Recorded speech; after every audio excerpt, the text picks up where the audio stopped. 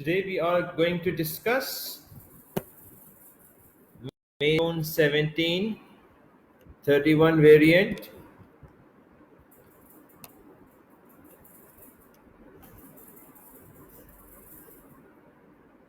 Let me move towards the question. The first question, XY PLC extracted the trial balance. Adjustments notes are given to us. Two objectives of financial statement of a limited company. It belongs to the theory IAS 1. IAS 1 के अंदर ये theory mention है कि भाई financial statements company के बनाने के objectives क्या क्या हो सकते हैं.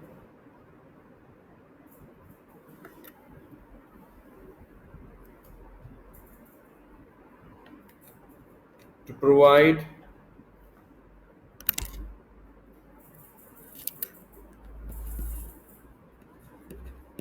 financial facts and figures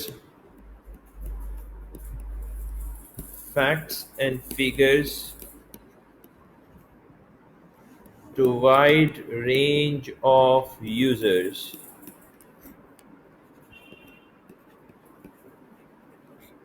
of account. Users of account आपको याद है, stakeholders. To provide financial facts and figures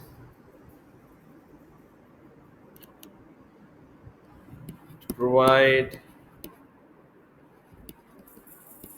financial performance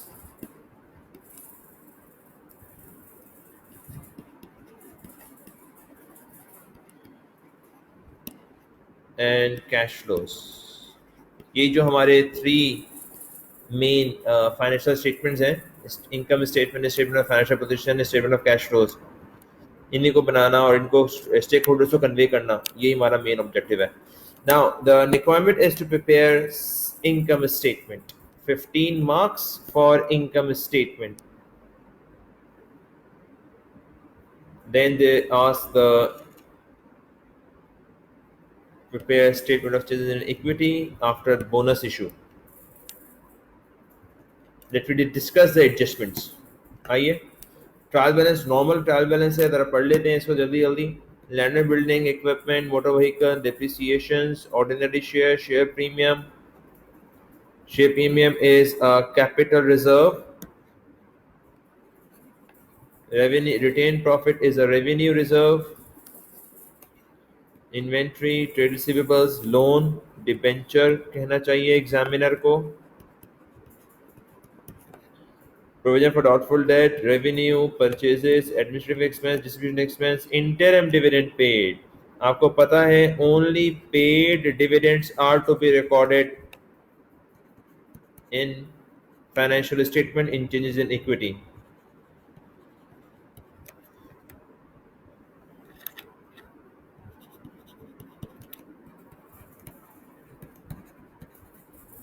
जो डिविडेंड पेड नहीं है उनको हम फाइनेंशियल स्टेटमेंट में रिकॉर्ड नहीं करते. कई दफा डिस्कशन इसके ऊपर हो चुकी है. फॉर्मेट इनकम स्टेटमेंट का नॉर्मल बनेगा.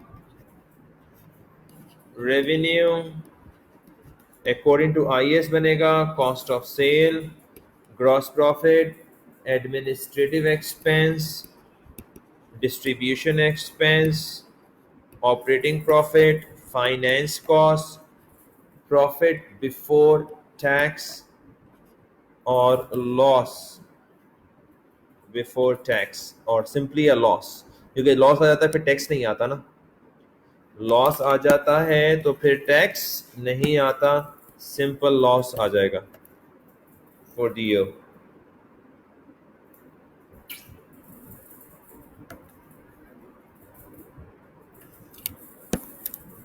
रेवेन्यू स्ट्रेट अवे हमें गिवन है 9,85,000. कॉस्ट ऑफ सेल कैलकुलेट करेंगे, ग्रॉस प्रॉफिट आएगा, एडमिन और डिस्ट्रीब्यूशन दोनों माइनस होंगे, ऑपरेटिंग प्रॉफिट आएगा, फाइनेंस कॉस्ट माइनस होगी, प्रॉफिट या लॉस आ जाएगा. ये सिंपल इसका फॉर्मेट है. आइए एडजस्टमेंट देख लेते हैं. Inventory at 31 January 2017 included 100 items. It includes 100 items which were damaged. These items with a cost price of 880 were sold for 65.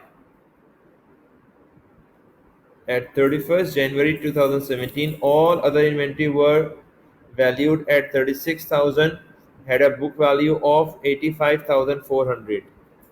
इसका तो नो यूज है। क्यों सर? क्योंकि कॉस्ट कम है, एनआरवी ज़्यादा है, तो हमें कम वाली वैल्यू ही कंसीडर करनी होती है।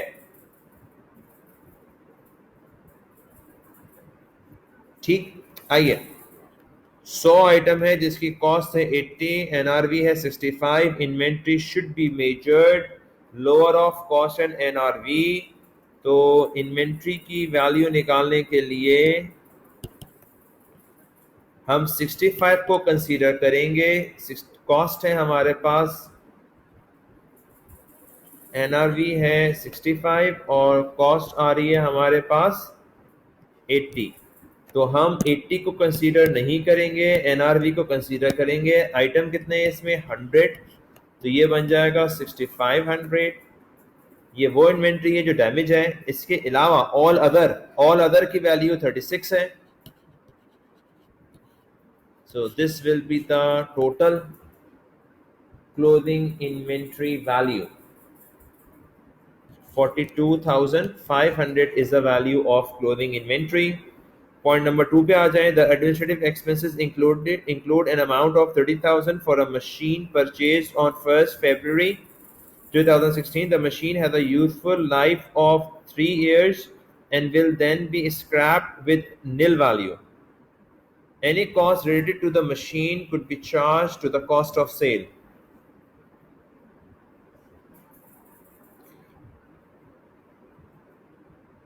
एडमिनिस्ट्रेटिव कॉस्ट के अंदर 30,000 की मशीन ऐड हुई हुई है गलती से।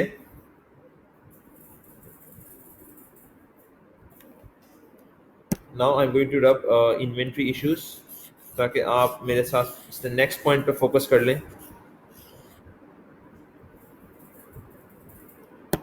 एडमिनिस्ट्रेटिव एक्सपेंसेस कहाँ लिखे हुए हैं? ये 46 एडमिन कॉस्ट ट्रायल बैलेंस में मेरे पास लिखी है 3,46,000, जिसमें से एक कॉस्ट ऑफ मशीन गलती से ऐड हो गई है। तो कॉस्ट ऑफ मशीन को मैं क्या कर दूंगा इसमें से? माइनस 30,000 की कॉस्ट ऑफ मशीन गलती से ऐड हुई हुई है, तो मैं उस 30,000 को यहां से माइनस कर दूंगा। The machine was a useful life of 3 years। 3 years का मतलब है इसकी डेप्रिसिएशन निकलेगी, 0 स्क्रैप वैल्यू है। तो 30,000 माइनस 0 डिवाइडेड बाय 3, इसकी डेप्रिसिएशन आएगी 10,000 which is to be added in cost of sale. अगर मैं आपसे कॉस्ट ऑफ सेल की बात करूं,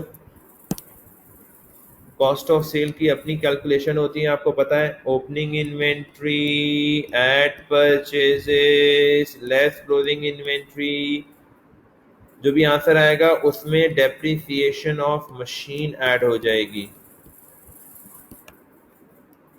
10,000। अभी हमने क्लोजिंग इन्वेंट्री निकाली थी 42,500। अभी हमने थोड़ी देर पहले डेप्रिसिएशन ये निकाली थी 42,500, उसमें डेप्रिसिएशन मशीन की ऐड हो जाएगी एज पर द इंस्ट्रक्शन। मैंने सिर्फ पॉइंट नंबर 2 फोकस किया है, दोबारा सुन लें। ये 30,000 रुपये का गलती से एडमिनिस्ट्रेटिव एक्सपेंस में ऐड हो गया था मशीन परचेज, तो मैंने 30,000 रुपये एडमिनिस्ट्रेटिव एक्सपेंस में से माइनस किया। ये मैंने 30,000 एडमिनिस्ट्रेटिव एक्सपेंस में से माइनस किया।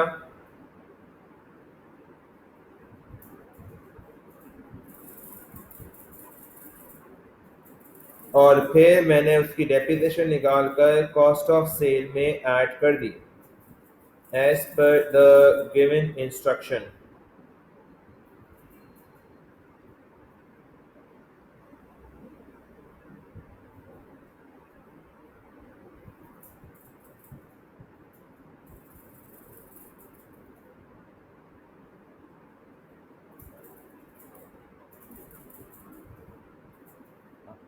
लेने जाना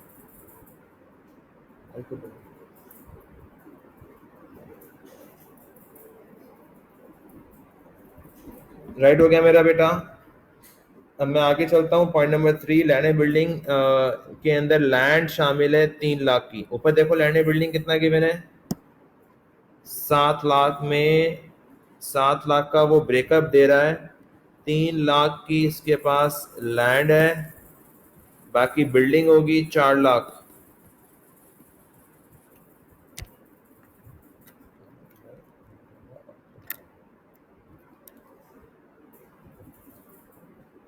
डायरी आपको कहा था ले आओ, वहाँ रखी हुई डायरी, मेरी सीट के बराबर में रखी हुई डायरी लेके आओ।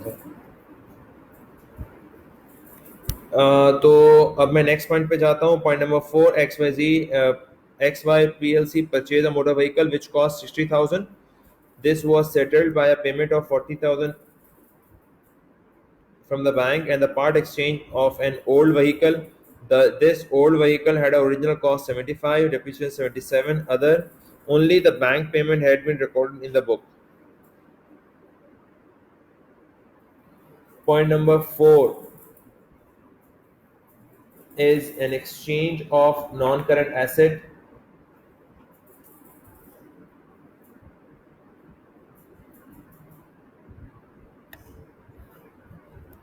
जब एसेट आता है तो क्या एंट्री बनती है, new motor vehicle, accumulated depreciation of old, bank payment, motor vehicle old, ये न्यू होती है जो आ रही है। फिर बीच में आ जाता है गेन और लॉस, ये इसकी नॉर्मल एंट्री है। तो 60,000 का न्यू एसेट आया है हमारे पास, 40,000 की बैंक पेमेंट है,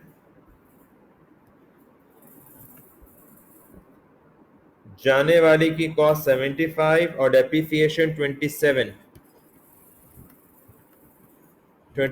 डेप्रिसिएशन कॉस्ट 75। अब बीच में जो डिफरेंस आएगा वो आइदर गेन होगा या लॉस।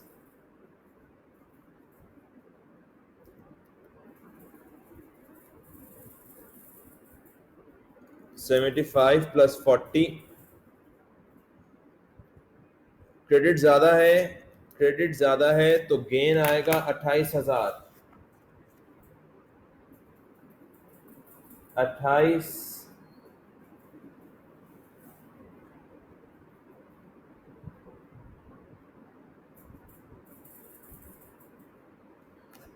क्रेडिट ज्यादा है, डेबिट कम है, तो इस साइड पर आ जाएगा हमारे पास loss on motor vehicle 28,000।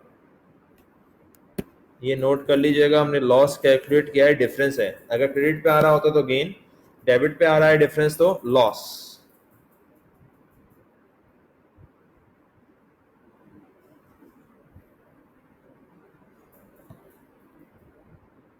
Land depreciate नहीं हो रही, बिल्डिंग डेप्रिशिएट हो रही है, इक्विपमेंट डेप्रिशिएट हो रहा है, मोटर व्हीकल डेप्रिशिएट हो रही है। आप ये खुद कर लीजिएगा। अच्छा याद रखिएगा, एडमिनिस्ट्रेशन और डिस्ट्रीब्यूशन के अंदर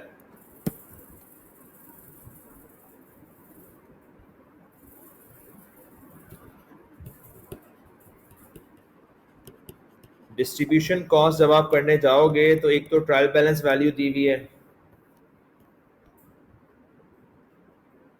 डिस्ट्रीब्यूशन की वैल्यू है 144, डिस्ट्रीब्यूशन की वैल्यू है 144।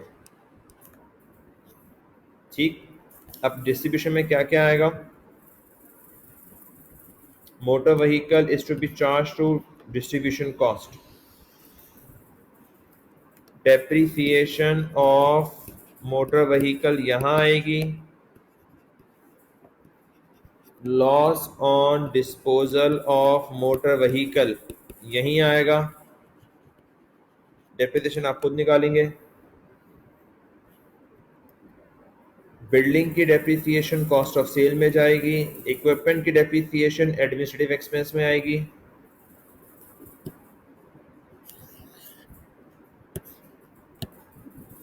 डेप्रिसिएशन ऑफ बिल्डिंग भी जब आप निकालोगे यहीं पर आएगी।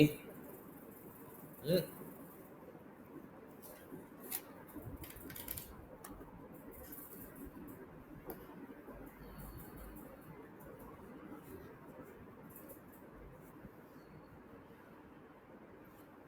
और डेप्रिसिएशन ऑफ इक्विपमेंट यहाँ पर आ रहा है। तीन डेप्रिसिएशन मजीद हो रही हैं, बिल्डिंग, इक्विपमेंट, मोटर व्हीकल। इन्होंने साफ साफ लिखा हुआ है कहाँ कहाँ जाएगा। फुल ईयर पॉलिसी है, परेशान होने की बात ही नहीं है। ट्रेड रिसीवेबल में बैड डेट आ रहा है 8800 का, और प्रोविजन फॉर डाउटफुल डेट आ रहा है, ये भी एडमिनिस्ट्रेटिव एक्सपेंस में जाएंगे दोनों के दोनों। बैड डेट का नया नाम इररिकवरेबल डेट है। और प्रोविजन भी बढ़ रहा होगा तो ऐड, कम हो रहा होगा तो लेस हो जाएगा।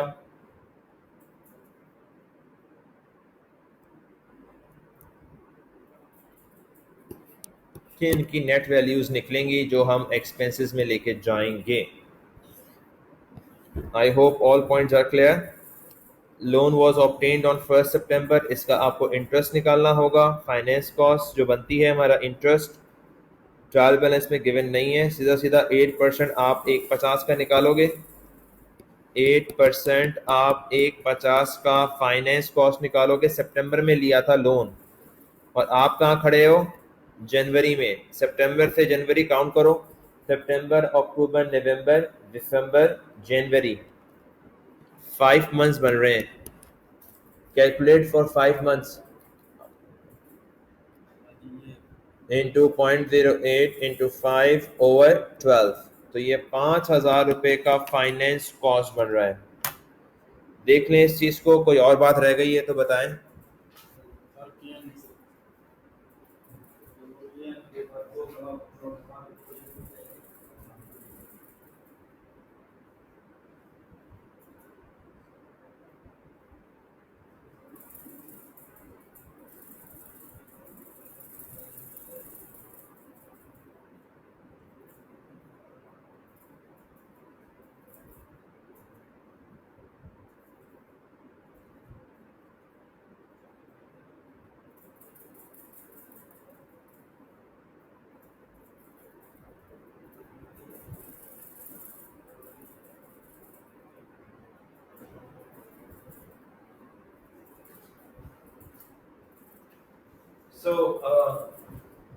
अब हम नेक्स्ट पार्ट की तरफ जा रहे हैं, जिसके अंदर उसने बोनस शेयर की बात की थी। 1 for every 10, 1 for every 10। और शेयर्स कितने हैं यहाँ पर? शेयर से रिलेवेंट बात देख लें। Ordinary shares 5 each, 5 lakhs। तो पहले हम नंबर ऑफ शेयर निकालते हैं। बोनस निकालने के लिए बोनस शेयर की कैलकुलेशन कर रहे हैं सर। बोनस शेयर के लिए पहले हम नंबर ऑफ शेयर्स निकालते हैं। Number of shares is equals to share capital divided by par value. This is how we have to calculate the number of shares first.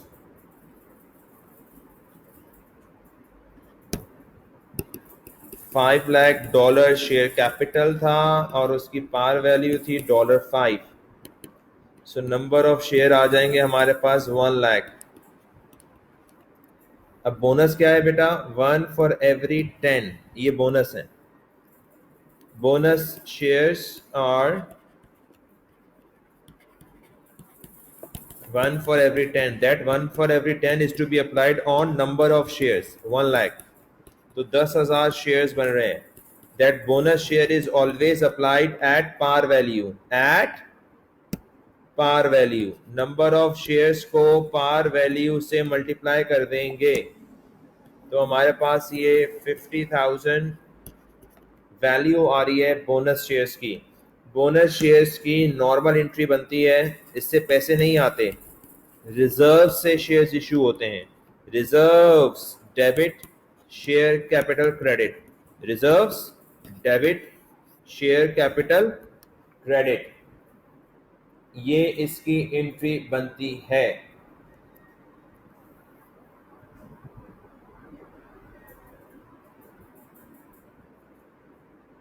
Changes in equity से बनाना। अच्छा, आपको मालूम है कौन से रिजर्व पहले यूज होते हैं शेयर इशू करते वक्त? Capital reserves. बोर्ड पे देखिए कैपिटल रिजर्व कौन सा दिया हुआ है, शेयर प्रीमियम दिया हुआ है आपको, ये रहा आपका शेयर प्रीमियम। तो एंट्री अब आपकी क्या हो जाएगी, share premium debit, share capital credit, share premium debit, share capital credit, ये इसकी नॉर्मल एंट्री हमारी बनेगी। अगर आप सोशी बनाने बैठेंगे, सोशी बनाते समय ordinary share, share premium, retained profit और आखिर में टोटल कॉलम होगा। सबसे पहले ब्रॉड डाउन आ जाएगा, क्वेश्चन में ऑलरेडी गिवन है इसका ब्रॉड डाउन, अभी हमने यूज किया था 5 लाख इसका ब्रॉड डाउन है, 120 इसका ब्रॉड डाउन है, इसका आप देख लेना, टोटल आप निकाल लेना, बाकी चीजें अपनी जगह आएंगी। मैं सिर्फ बोनस इशू समझा रहा हूँ। बोनस इशू के अंदर शेयर कैपिटल में प्लस हो जाएगा 50,000, शेयर प्रीमियम से माइनस हो जाएगा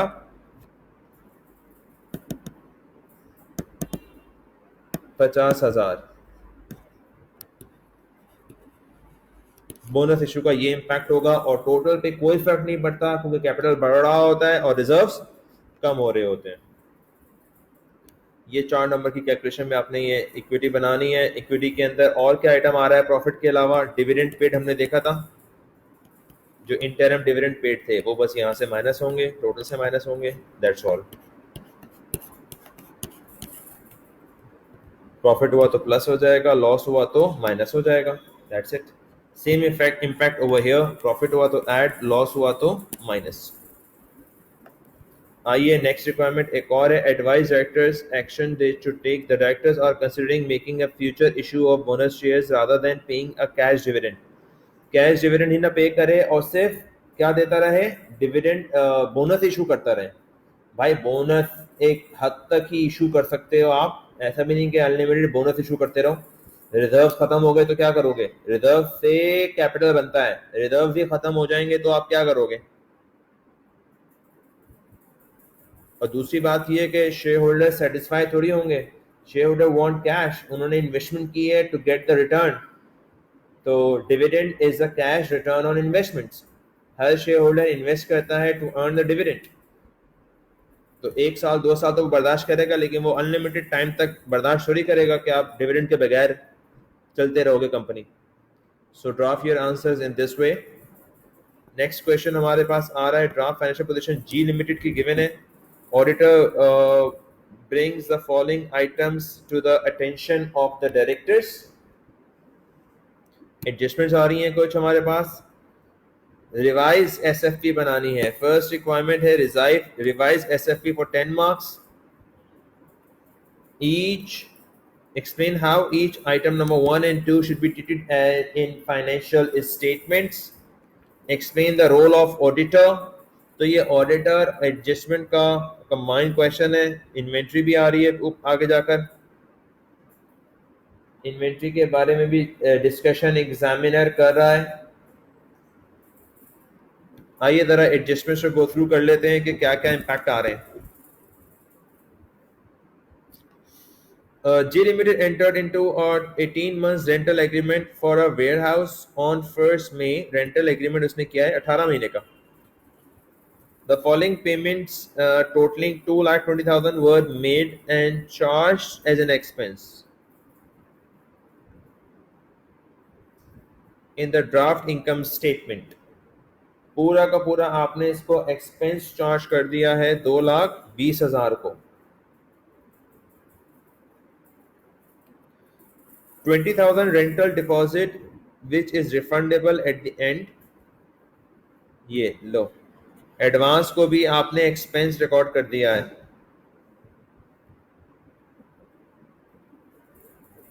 and 2 lakh total rent covered from 1st to 28 February।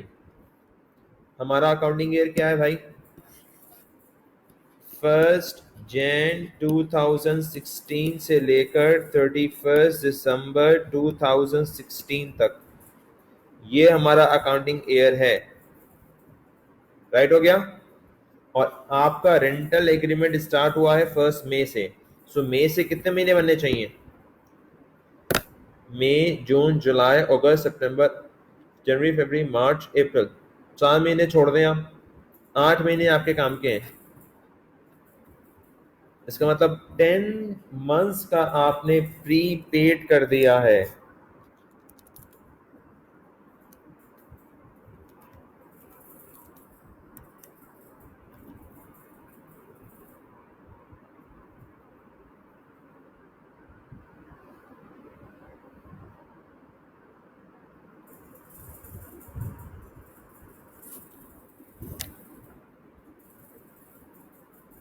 मई से फरवरी कितने महीने बनते हैं?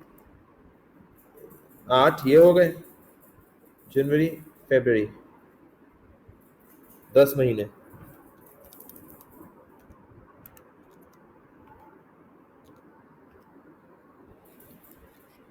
इस 2 लाख की एडजस्टमेंट सर कर रहे हैं। इस 2 लाख, ये 2 lakh was paid for the मई से फरवरी, 10 मंथ्स बन रहे हैं, चेक करें।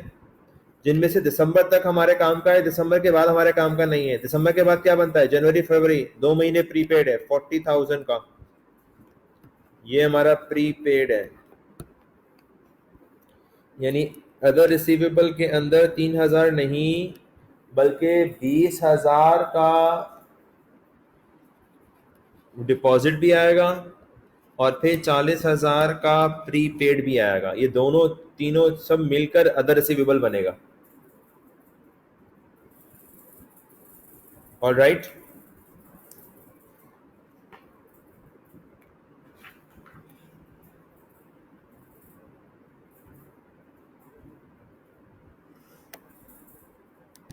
अच्छा, मैं नेक्स्ट रिक्वायरमेंट भी इसी तरह एक्सप्लेन कर दूं। Explain how item number 1 and 2 should be treated in the financial statement. तो आप इसी बात को आप एक्सप्लेन करोगे पार्ट 2 के अंदर, कर लोगे बेटा। पार्ट बी में आपने इसी बात को एक्सप्लेन करना है कि भाई rental advance is not an expense, लंबी करना है इसके अंदर। It is to be treated as advance payment which is returnable, so it is to be taken as a current asset for the company. Similarly, we have paid till February, तो prepaid explain करेंगे आप। prepaid of 2 months, ये आप explain करोगे इसके अंदर detail से। Right हो गया। 1 और 2, मैंने 1 पढ़ा है इसलिए मैं 1 को एक्सप्लेन कर रहा हूँ। आइए 2 पे चलते हैं। After the inspection of G limited office, ये जो एरर्स होते हैं, भंड होते हैं, ये ऑडिटर का काम है फाइंड आउट करना। After the inspection office premises by the local authority in December 2016, it was found that the fire exit did not meet the safety precautions. A penalty of 27,000 is probable, and G Limited will incur a cost of 47,000 to rebuild the fire exits. No accounting estimates had been made for this। हालांकि ये बिल्कुल अजीब सा लग रहा है आपको। ये कंटिजेंसी में हम लोग पढ़ते हैं,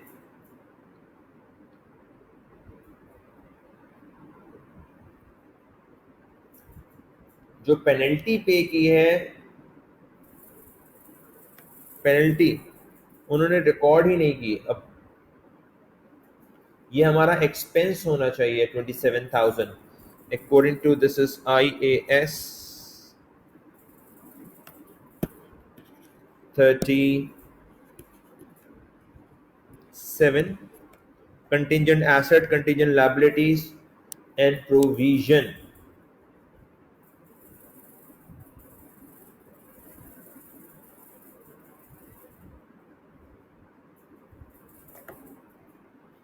So 27,000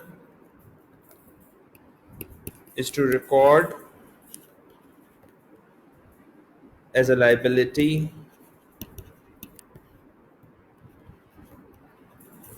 and expense in income statement, whereas 47,000 are not yet incurred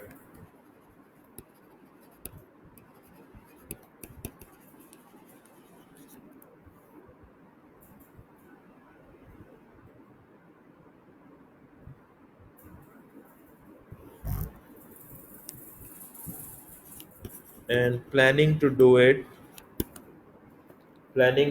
establish that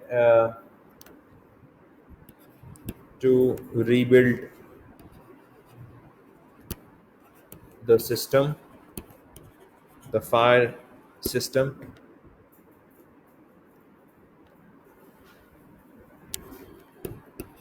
not to record but show as a note. ये मैं डिटेल लिखवा रहा हूँ इसके लिए, आपकी note number requirement number B के लिए। आइए अब मैं यहाँ पे क्या रिकॉर्ड करने वाला हूँ सर जी, मैं अपने पास यहाँ पर इसको as a expense as a liability record करूँगा, 27,000 को एज अ लायबिलिटी रिकॉर्ड करूँगा, और जाहिर है मेरे रिटेन प्रॉफिट भी कम हो जाएगी, ये एक्सपेंस भी चार्ज होगा, लायबिलिटी भी, अक्रूड एक्सपेंस है ना यार, एक्सपेंस भी बढ़ेगा, लायबिलिटी भी बढ़ेगी। Next, point number 3, a customer who owed 12,000 was declared bankrupt. It is probable that only 20% of the debt is recoverable. 20,000 में से सिर्फ 12,000 में से 20% रिकवरेबल है। No current record is to be made. So हमने करंट एसेट शो किया हुआ है 1,89,000, 20% कितना निकल रहा है सर इसका?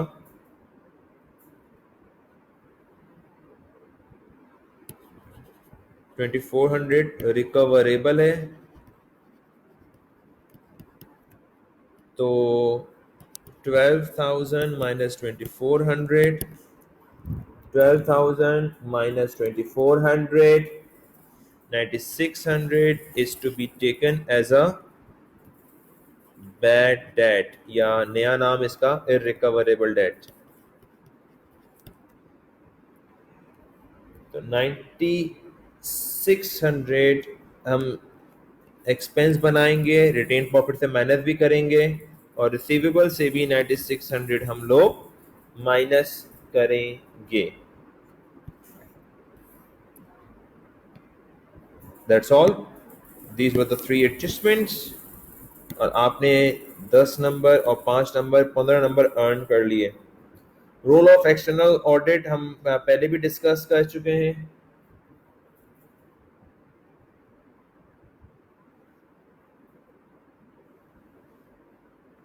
ट्रू एंड फेयर,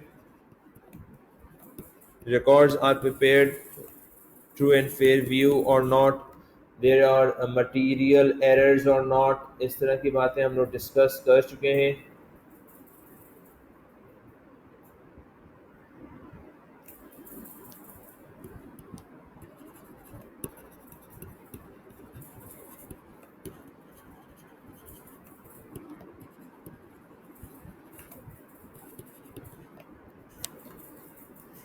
ये इंशाल्लाह आप एक्सप्लेन कर लीजिएगा। Role of auditor, they are answerable to the shareholders, they are hired by shareholders, they audit the accounts, the directors are responsible to provide the records and information.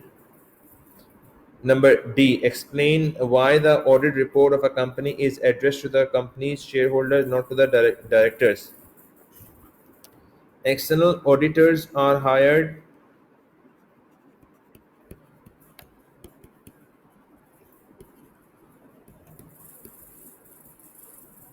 to safeguard the interest of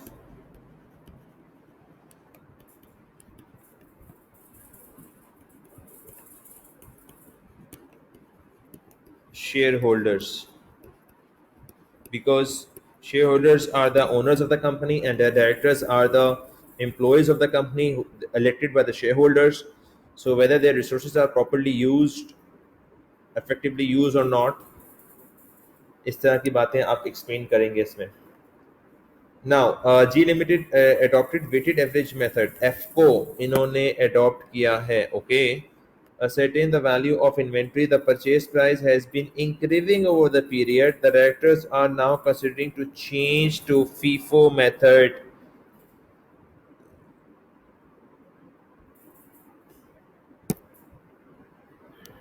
Advise the directors whether or not the method of valuing should be changed. Justify your answer.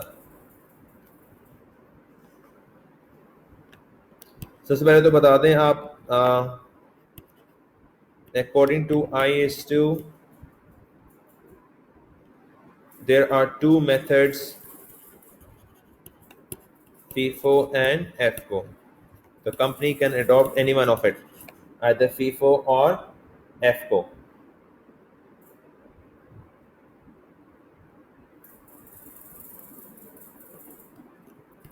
Consistency concept is applied, which says the company should not change the method again and again. They can change if change is allowed by IAS or the change reflects more realistic view. तब तो आप change कर सकते हैं, otherwise आप change नहीं कर सकते. ये बातें आप इसमें एक्सप्लेन करेंगे. At times of rising prices,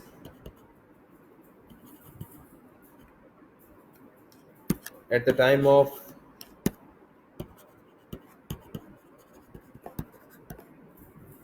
increasing of price,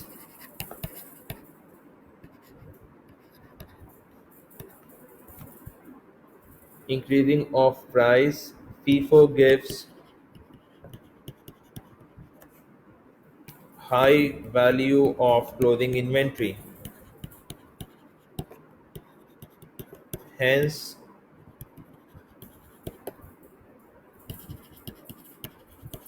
higher profit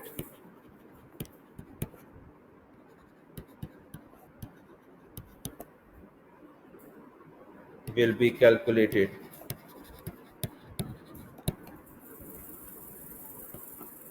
Not allowed to change the method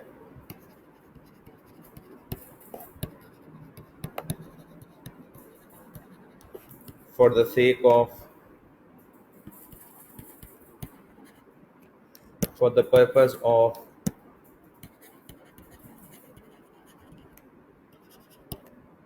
high profit. इस तरह आप अपना आंसर बनाएंगे. Should follow the same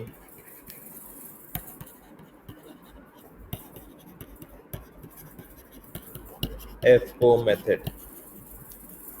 ये आपने अपना आंसर बनाना है 4 मार्क्स के लिए. आइए नेक्स्ट क्वेश्चन. हमारा जॉइंट वेंचर आ रहा है.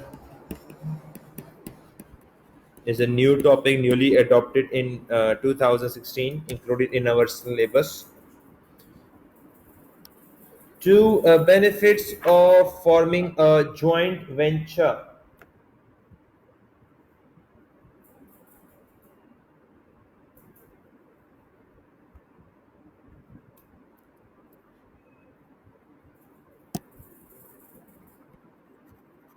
Share responsibility, extra profit. दो मांगे काफ़ी है. Calculate the profit from the venture. Profit बनाने के लिए आपको पता है मेमोरेंडम अकाउंट बनाना पड़ता है, या फिर आप सिंपल इनकम स्टेटमेंट भी बना सकते हैं.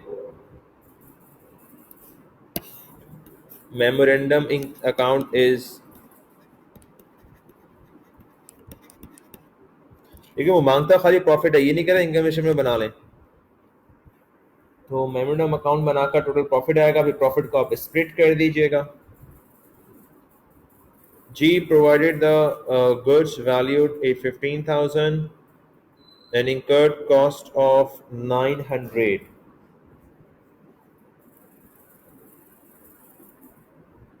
दोनों इनकी कॉस्ट है 15,000 एंड 900. ये जी की कॉस्ट है. S provide the goods of 10,000 and incurred a cost of 800. G sold all the goods for 35,000. G sold all the goods for 35,000. Cell है, रेवेन्यू भी कह सकते हैं आप. It was agreed that the 10% commission to be charged by G's commission 3,500. That's all. अब आप इसका combined profit निकाल लें. बड़ी साइड ऑफ कोर्स क्रेडिट आ रही है 35,000. Now the profit to be shared between the partners, between the parties, not the partners. They are not the partners, they are parties. So 35,000 minus 15, 900, 10,000, 800 and 3,500. 4,800 का total profit आ रहा है. That 48,000 will be shared 2:1.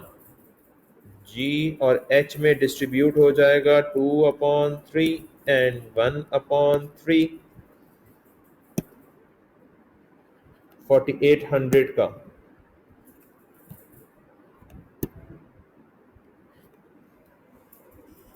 4,800 का हम लोग calculate करेंगे. 3,200 and 1,600.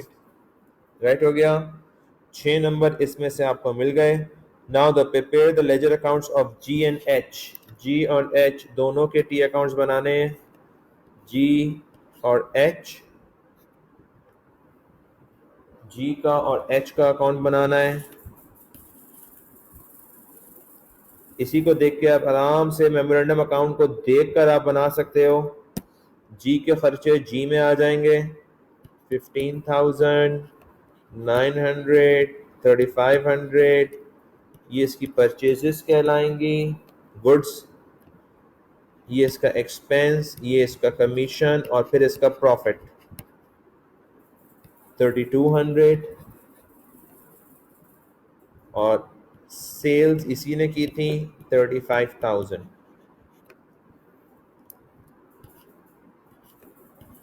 H की बारी आएगी तो एच के अंदर 10,800, 10,800 ये गुड्स की परचेज कॉस्ट जो उसने प्रोवाइड किए. फिर 800 के इसने एक्सपेंस किए और इसका प्रॉफिट आ रहा है. कितना आया था एच का profit? 1,600. A separate set of accounts are maintained to record the transaction of the joint venture. G and H kept their own transactions with the JV. ये इंपॉर्टेंट बात है. The JV then dissolve. बस ये एक ही इनका purpose था, venture बना था. उसके बाद इन्होंने बिजनेस बंद कर दिया. अब जो रिमेनिंग अमाउंट होगी वो पेमेंट हो जाएगी बाय कैश. जो इसकी कैश वैल्यू आएगी वो इसकी कैश वैल्यू से मैच करनी चाहिए. इसका मतलब आपने बिल्कुल सही किया है. तो ये आ रहा है 12,400. दोनों तरफ यही आना चाहिए 12,400, 12,400. That's it. The following closure of the joint venture, G and H have received more orders and are considering forming a partnership. Advise them whether or not they are going for partnership. Justify your answer by giving advantage and disadvantages of forming partnership. तो बहुत general question है, business studies का question है. O level extend के लिहाज से भी आप सिंपल एडवांटेज डिसएडवांटेज बता सकते हो पार्टनरशिप के. So thank you very much. These were from May June 2017 31 variant. We discussed first three questions. अपना और अपने घर वालों का ख्याल रखिएगा. See you again. Allah Hafiz.